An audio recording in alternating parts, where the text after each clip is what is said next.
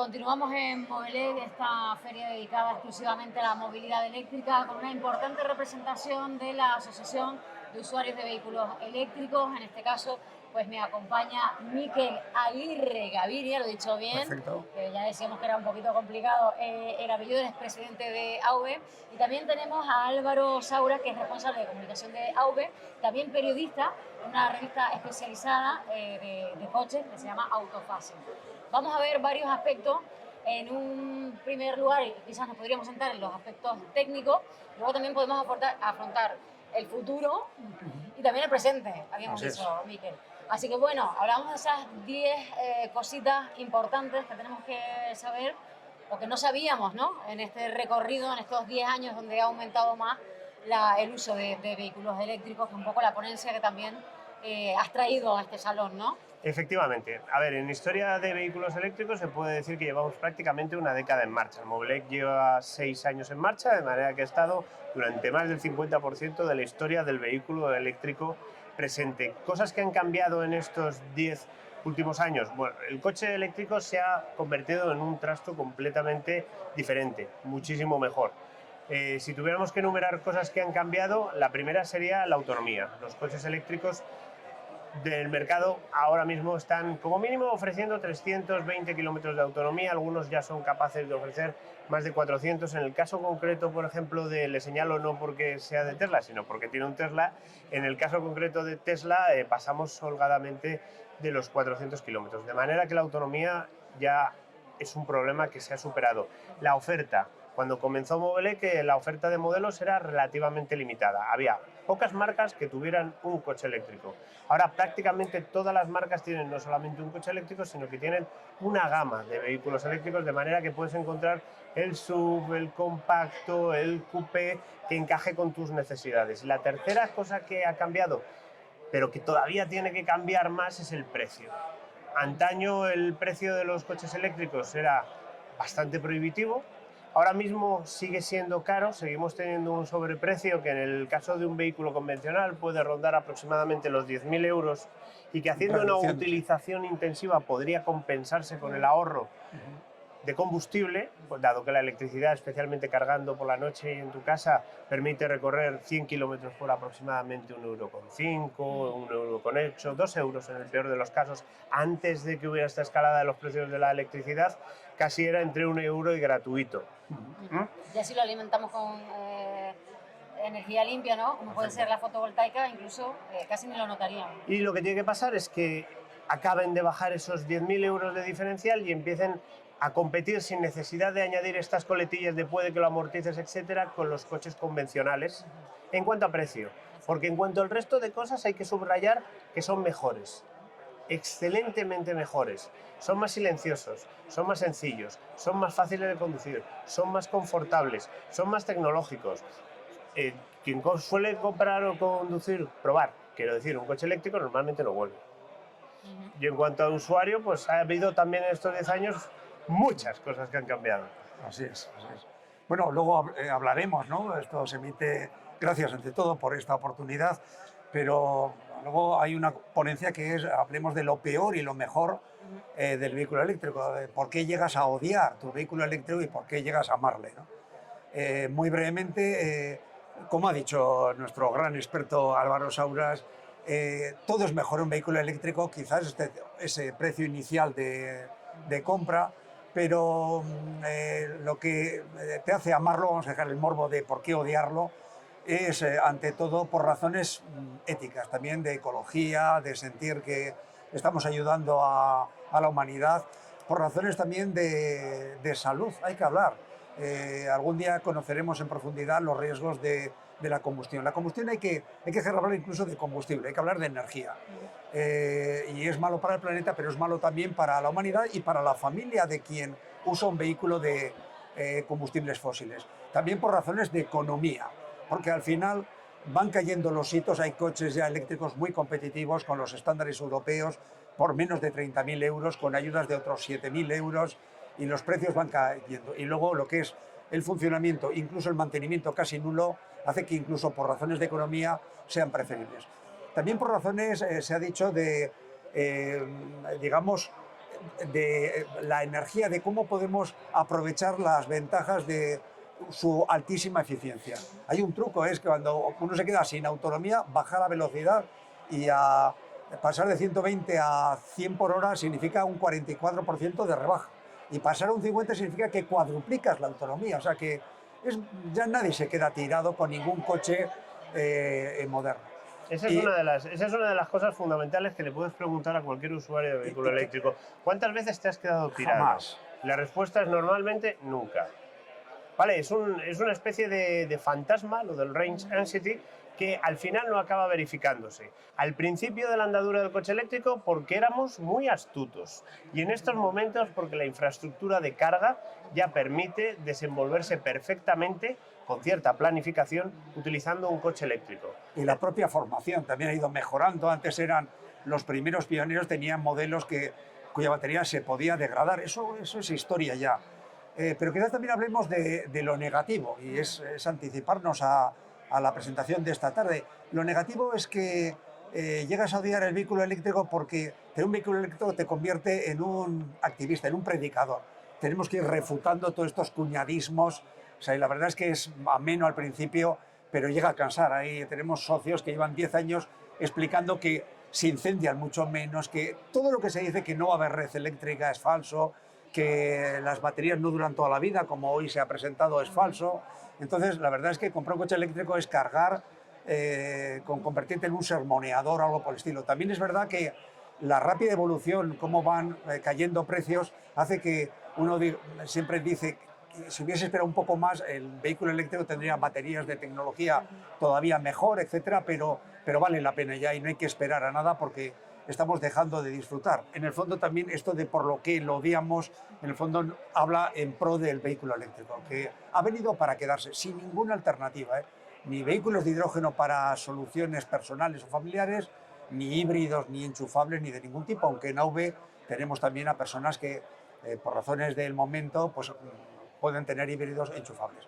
Pero la solución es, pedimos también que se asocien en AV, es una organización sin ánimo de lucro, y cuantos más seamos, más fuerza tendremos también para, digamos, ir presentando esta opción de movilidad inclusiva a la que pueda, digamos, de la que puede beneficiarse el conjunto de la población. No, también claro, estamos reclamando que haya un renting social, etcétera, con lo cual esas barreras históricas que era la desinformación, el precio inicial, los puntos de recarga y la gestión de las ayudas están desapareciendo. Hemos tocado un montón de palos, ¿no? Hemos hablado de precio, de autonomía. Han salido las baterías, que también es muy interesante el tema de las baterías, ahora lo retomamos. Estamos en un stand donde además nosotros hemos venido presentando cargadores para los vehículos eléctricos. Interesante también que haya una red, un estudio de dónde se tienen que poner y cuánto se tienen que poner en cada lugar. Nosotros también hemos traído una ponencia en este sentido y bueno, es verdad que en casa ya la gente pues habitual que tenga, en las comunidades de vecinos, en todo esto hay que ir avanzando, ¿no? Hablábamos de las baterías, en este caso, de si tienen una segunda vida, que ya les llevo a casa de nuevo, ¿no? A las viviendas. Pueden tener una segunda vida, es lógico que tengan una segunda vida. Una batería montada en un coche tiene unos requisitos de funcionamiento bastante estrictos en cuanto a prestaciones, si no el fabricante no la montaría. Quiere una batería que sea densa tanto enérgicamente como en términos de potencia. Eso significa que le quepa mucha energía y que la pueda proporcionar muy deprisa para proporcionar muy buenas prestaciones.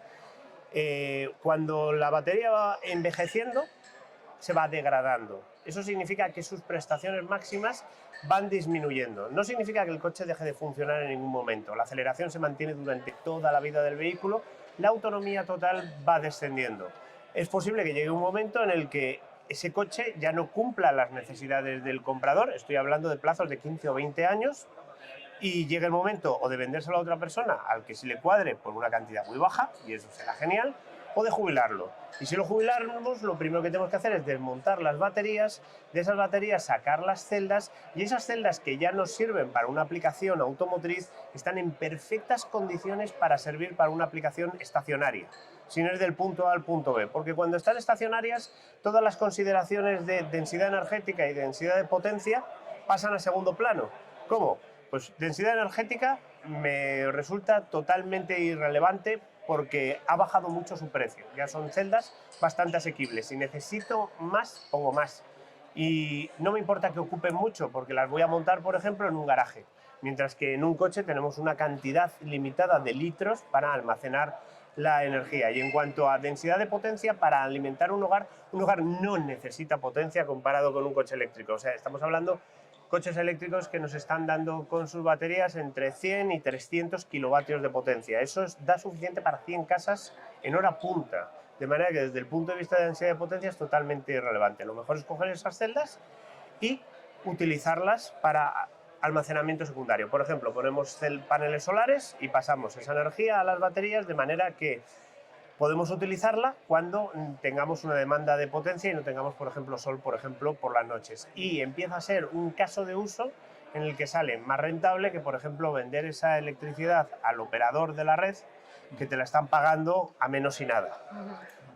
Hay una cuestión también que preocupa, porque cuando todos estemos utilizando vehículos eléctricos, claro, por ejemplo aquí hay un estudio de ITC que dice que va a aumentar el consumo de energía un 70%. Estamos hablando entonces del almacenamiento, que ahí también tenemos, ¿no? Estamos hablando de batería, estamos hablando de almacenamiento. ¿Te refieres del almacenamiento o la distribución? Porque si hablamos de la distribución, podemos coger cualquier aplicación, como por ejemplo la de red eléctrica, red OS, ver cómo es la curva de demanda de cualquier ciudad, que siempre es igual. Tenemos un valle profundísimo en las horas de la noche, después un primer pico cuando entramos a trabajar y un segundo pico entre las 8 y las 12 de la noche, que es cuando estamos todos en casa. Ahora mismo nos cuesta una cantidad enorme de dinero tener la tecnología que permite seguir esta curva de electricidad, porque la electricidad puede almacenarse, pero resulta muy caro hacerlo. Si tuviéramos un parque de coches eléctricos que se cargasen despacito, sin estresar la red durante la noche, tendríamos esta primera parte de la curva convertida en una llanura. Habría que aplanarla, ¿no? Es que se aplanaría, y al aplanarse podríamos proyectar mucho mejor la red, tanto en la generación como en la distribución. No tendríamos que tener centrales de ciclo combinado y cosas por el estilo que siguiesen esta demanda. Y además los coches eléctricos ya son capaces tecnológicamente, es algo que no está implantado como solución, y es el vehicle to grid. En el peor de los casos imaginables, que me dijeras, es que seguimos teniendo un excedente eólico y fotovoltaico en las horas centrales del día. Bueno, pero si es que los coches particulares solo se utilizan durante un 5% de su vida. El resto del tiempo lo pasan aparcado, de manera que están en perfectas condiciones de funcionar como acumuladores de energía para después dárnosla. No digo que sea... Otras baterías de almacenamiento, digamos, ¿no? Es una batería de almacenamiento y el protocolo Vehicle to Grid permite exactamente eso, que un cargador sea lo suficientemente inteligente como para no solo coger energía de la red y convertirla en corriente continua para cargar la batería, sino que pueda demandar de la batería la corriente continua necesaria para cubrir los huecos que haya en la red, obviamente a cambio de un estipendio, a cambio de un pago. Porque, como he dicho, las baterías son un elemento caro que tiene una vida útil no muy limitada, pero que sí es mesurable. De manera que si vas a gastar ciclos en mantener la red, lo que tienes que hacer es cobrar a cambio. Porque estás prestando un servicio. Ya incluso en este presente es un bulo muy extendido este de que la red eléctrica podría atender a si todo el parque fuese puramente eléctrico. Es falso. La propia red eléctrica española lo ha desmentido. Tenemos países como en Noruega, se calcula que aproximadamente por cada 1.000.000 de vehículos eléctricos se incrementaría el consumo en un 1%, pero en este momento la generación fotovoltaica hace que también el periodo más barato y donde hay más ofertas sobre la demanda son las horas centrales del día, no solo la noche. Es decir, que no hay el menor problema, y países como en Noruega, donde ya el 70% de las ventas son eléctricos, parece que en toda esta evolución rapidísima apenas se ha incrementado el consumo en un 1,2%, y además no es que sea un consumo constante, sino que se recarga cuando digamos, ese repostaje energético es más barato, con lo cual, al revés, puede servir para evitar estrés en estas curvas y estos costosos ciclos de recuperación de energía con centrales hidroeléctricas que suben energía para luego volcarlas, o con almacenamiento. Esto no es un problema en este momento. Y después una cuña que no me puedo resistir a introducir. Si hace falta más distribución, se paga y se instala. Cuando hizo falta fibra óptica, ¿qué se hizo? Se levantaron todas las calles para meter cables de fibra óptica porque había un negocio. Pues ahora, si va a haber un negocio de recarga de vehículos eléctricos, lo único que hay que hacer es poner más red de distribución. No se puede decir, a ver, me gustaría que el futuro fuera verde y sostenible y tal, pero qué lástima que la instalación eléctrica que hicimos en 1980 no lo permita. Bueno, en todo caso aquí... cambiar, ¿no? Esa es la solución. Si un que problema creo que tiene hacemos. solución, ¿de qué preocuparse? Y si no tiene, ¿de qué preocuparse? Y en Pero ese caso la tienes. Pero Álvaro, seguramente la solución va a ser la que ofrecéis, el autoconsumo. Es decir, contar con placas fotovoltaicas. Y tanto a escala de viviendas unifamiliares como de viviendas compartidas. Esto ha venido comunidades también. Es decir, de ahí va a venir la mejor de las fórmulas, convertir los fotones de la luz en electricidad que es el vector de energía más fácilmente convertible en movimiento. Es decir, no hay ningún problema de este tipo. Imaginemos lo que significaría crear la red de gasolineras con la complejidad que tiene una gasolinera, que no sabemos lo que hay en el subsuelo. Esto es sumamente fácil, o sea que nos quieren engañar, quieren retrasar, retardar esta transición, pero ha venido para quedarse y vamos a ver en muy pocos años una evolución sumamente rápida de la